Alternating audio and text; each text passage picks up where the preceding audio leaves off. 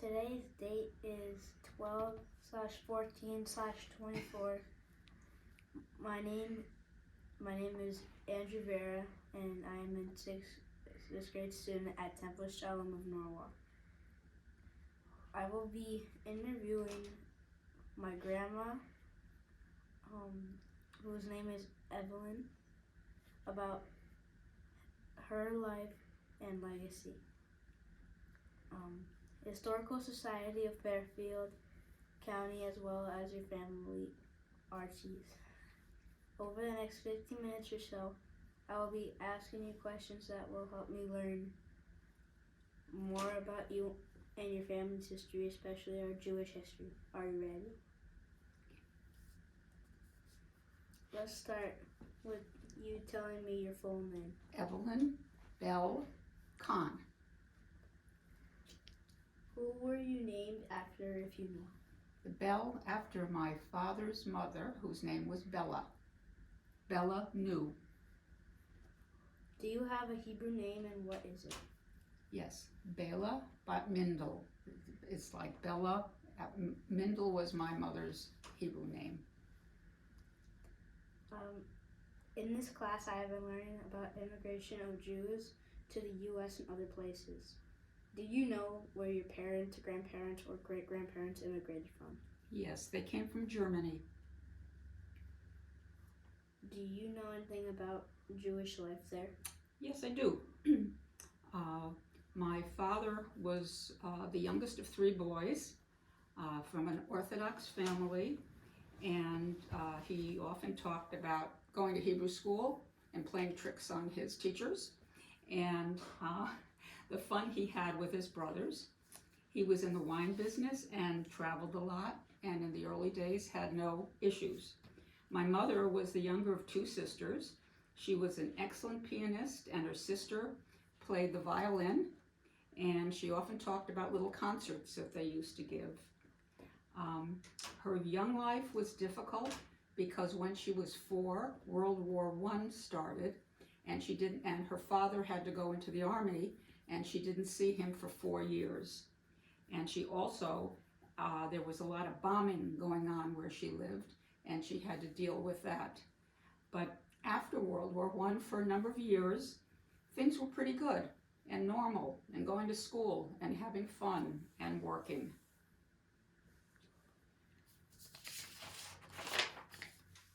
Was anyone in the family directly affected by the Holocaust in Europe or by the programs in Russia, Poland, or elsewhere? What can you tell me about it? Yes, actually both my parents. My mother is the only person in her entire family who survived. The rest of her family were killed in the Holocaust. My father had 2 brothers who left Germany early and moved to Paraguay in South America. But my parents wanted to come to the United States, but it was very hard to get out.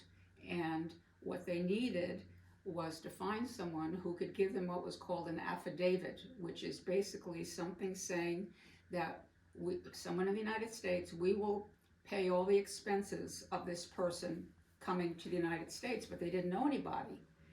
But they were very lucky. My parents, my father and my mother went with him, were on a business trip, and they were very hungry. But all the restaurants had big signs that say no Jews allowed. But they were hungry. So my father said, we're going in. And they went to a restaurant, and they weren't questioned, and they sat next to another couple who originally were from Germany, had moved to Wisconsin, came back to visit their family, and couldn't believe what was going on, the way they were treating Jewish people. And they started talking, and my father said, well, which was a dangerous thing to say, we're Jewish. They could have called the police, they could have been taken away, but that's what they said. And they talked a little more, and then the man said, we're leaving tomorrow, but before we leave, could we please meet at a certain location at a certain time? Now that could have meant they were going to call the police, the Gestapo, or who knew what. So that morning they came, and what they had decided. They said they were up all night and they decided to help one Jewish family, and those were my parents, and they were going to give them an affidavit. And after a few weeks, this was in 1938, early in 1938, they got the affidavit, and 3 times they tried to get out of Germany, but they went from Germany to London, and there they waited for their quota. Everyone had a number, it was called a quota, and then they took a ship and came to New York. So yes, we were all affected, and a huge number of, particularly my mother's family, did not survive. Can you tell me anything about our family's immigration to the United States? About what?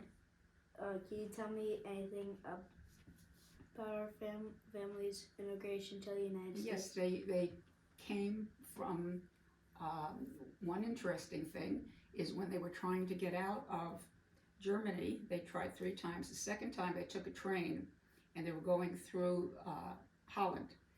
But right at the border, the Gestapo, which is the German police, got on the train and went through everybody's passports and took off. There were 3 Jews. They took the Jews off, and they took them, my mother, my father, and another man, and they took them into a train station, and they took their passports, they took everything from them, and they knew that where they were going next, probably to a concentration camp. They were going to be arrested. And fortunately, there was another Gestapo person in the next room who called the first guy. So he said, wait here, to them. He got up, went into the other room. My father grabbed the passports, grabbed everything, grabbed my mother, grabbed the man, and they ran. And they were able to get away and get a cab back to my grandmother's place, and which is where they had left from. And from there, the next day they flew to London. But they had to say goodbye, my mother in particular, to her mother, her sister, her brother-in-law, and they never saw them again. But they were lucky to have those people give them the affidavit, and that's how they got out and came to New York.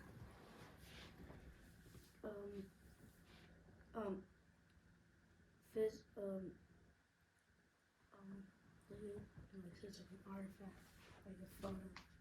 Any artifacts? Yeah, I have a couple of things that maybe you'd be interested in. I have a Kiddush cup from my father, which is very important to me. This is probably at least 80, if not more, years old. He used it for everything.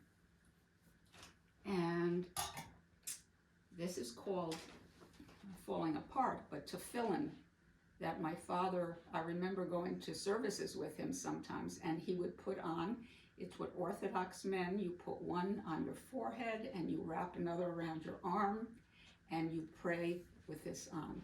And this, you can tell the condition it's in, that it was used a lot. But to me, these are very important because they remind me of my father and his love of Judaism. Family photo. Pictures? Sure. Family photo. I have a picture of my parents. They got married in 1936, December 30th, and things were very different in those days. They met, they got engaged 2 weeks later, and 5 months later they were married. And 2 years later they left Germany. Oh, did you see? Okay. This is my mother's father. These are the people that my mother had to say goodbye to twice. My grandmother, so it's your great-grandmother, her sister Trudy, and her brother-in-law Robert. And this is what their house looked like after the war. And finally, this is me, my mother and father, and I was about 7 years old.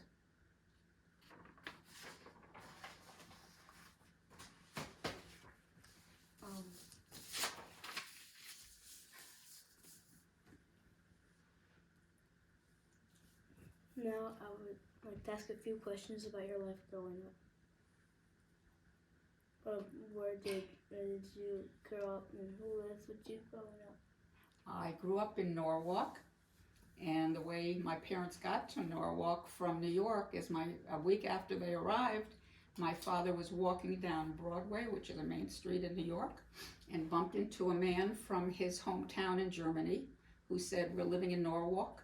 Why don't you come? It's easier than New York." So they came to Norwalk. I grew up with my mother and father and my dog Princess. What was life like? Tell me something about school life, your favorite teacher, your favorite subject. School was okay. There weren't many Jewish kids in my class, and at some point that caused some issues. But my favorite teacher was my 4th grade teacher, Mrs. Logan, and I remember her so clearly. I loved her, and we learned about Alaska. Also, my 5th grade teacher, Miss Keeler, she used to kiss all the students as they left class every day. I don't think you could do that now, but everybody got a hug and a kiss leaving class. She was wonderful. What's your favorite subject? My friends, we spent a lot of time at what was the JCC. We lived in 2 different houses, and the JCC moved, I think, to be close to us.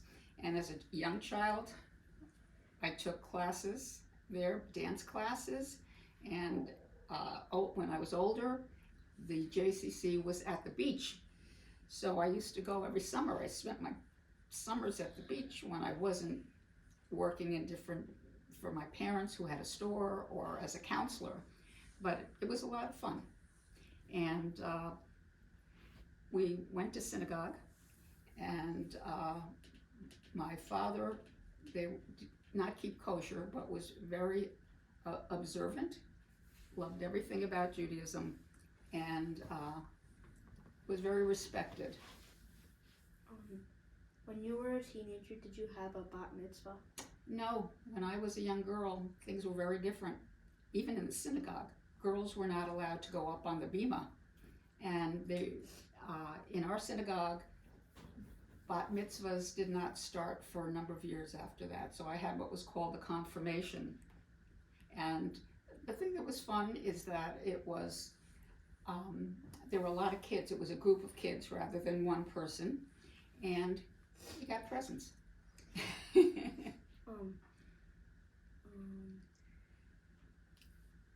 Now I would like you to pick your favorite Jewish holiday and describe how you and your family celebrated when you were a child. When I was a child, there were a couple, but I think probably Passover, because we would get together with the same 2 families every year. My father always conducted the service.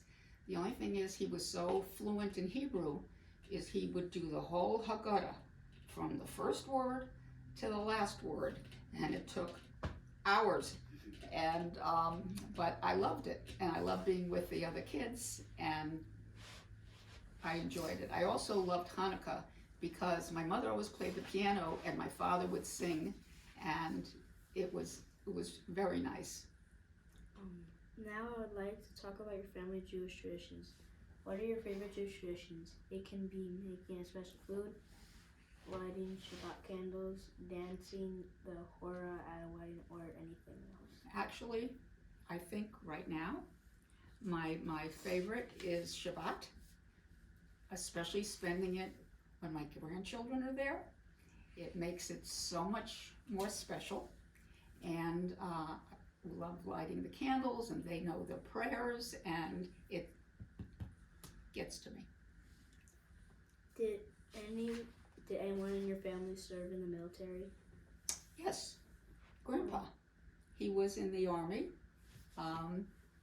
reserves, and for I think 7 years. He did like 6 months in Aberdeen Proving Ground, and then for 7 years after that, he had to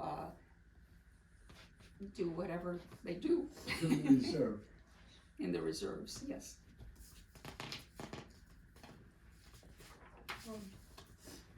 How did you meet my grandpa?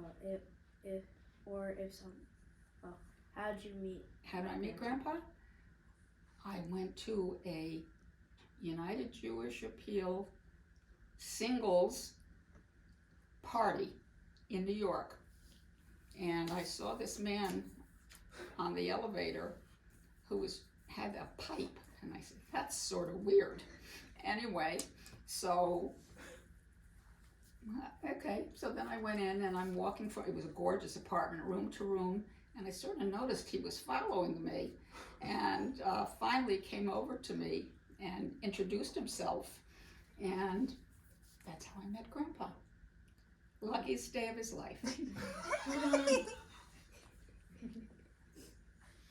What did you do to make a living in your adult life? I worked, I had 2 jobs in New York. One, I worked for a bank, Citibank, and then I worked for a paper company, and I did a lot of traveling and